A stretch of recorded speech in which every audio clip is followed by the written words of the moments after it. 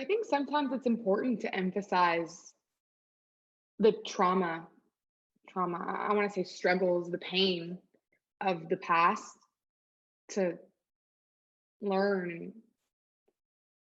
I don't know. I find the connection to Judaism always since I was little through my grandfather, right, who was a Holocaust survivor, which I mentioned previously, but understanding that he could never really explain, he never wanted to talk about it, didn't want to bring it up, just trying to move forward. And it wasn't until a very late stage in his life where he was able to speak about it and, helped even write a book and, was able to go on his final trip with his daughter and his sons back to Poland, to the place where, he last saw his family. So I think it's important to emphasize the pain that people feel and people still struggle with, to learn from it and understand and educate. And as hard as it may be, I think it emphasizes the importance of learning and educating. It happened and you can't shy away from the truth. Yeah, similarly, I think that you can't really talk about atrocities like residential schools and the Holocaust and other terrible events without talking about trauma. But I also think that there's something to be said about talking about these events from the perspective of resilience. And this idea of resilience is kind of like subjective. I know, I'm learning so much still. I don't know very much about Indigenous culture, but I had the opportunity to do a scientific paper on it as a part of my schooling, as a part of my master's degree. And I focused on resilience amongst, amongst Indigenous populations in Northern Canada. And actually, I found that through the lens of resilience, I learned a lot more about what I think there is to learn, this is what this culture has been through, but look at how they've shined and look at how they are approaching things and what's working.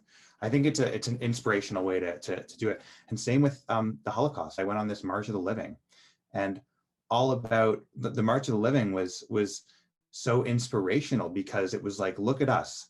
We're thousands of Jews here together and we're smiling and we're back at the places that people killed our grandparents and maybe even our parents and our great grandparents.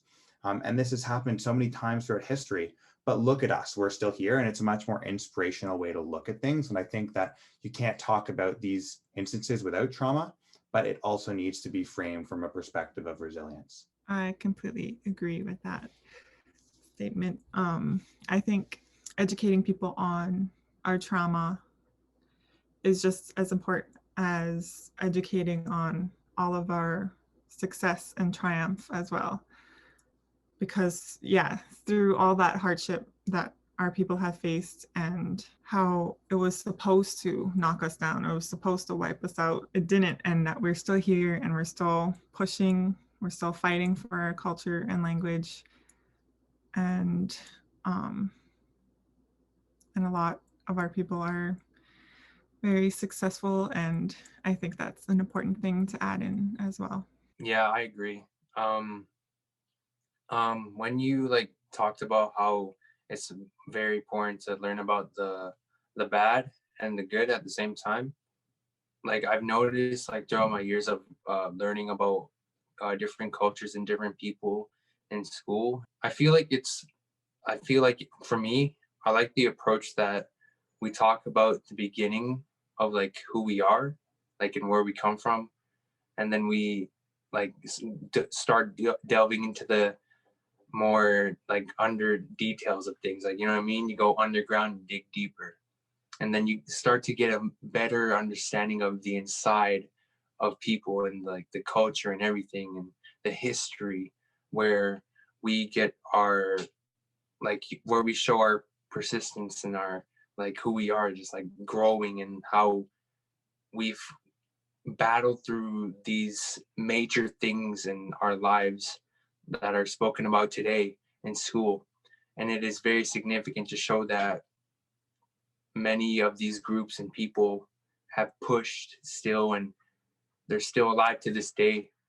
I don't know if I'm going to take this question in the right direction, but say if like someone was learning about like Indigenous culture, you know, a lot of people do tend to shy away from the stuff that is a little bit uncomfortable to talk about. But I think what's really important is that we do talk about the uncomfortable stuff, the stuff that makes us feel uneasy, because I think once we unlock those conversations, then I think that real learning and real healing can happen from the outside perspective. Learning about like the trauma and the hurt, I feel like that opens more doors to educating, to learning, and it's important. You can't learn about Indigenous culture and Indigenous people through skipping this. It's important. It's our history.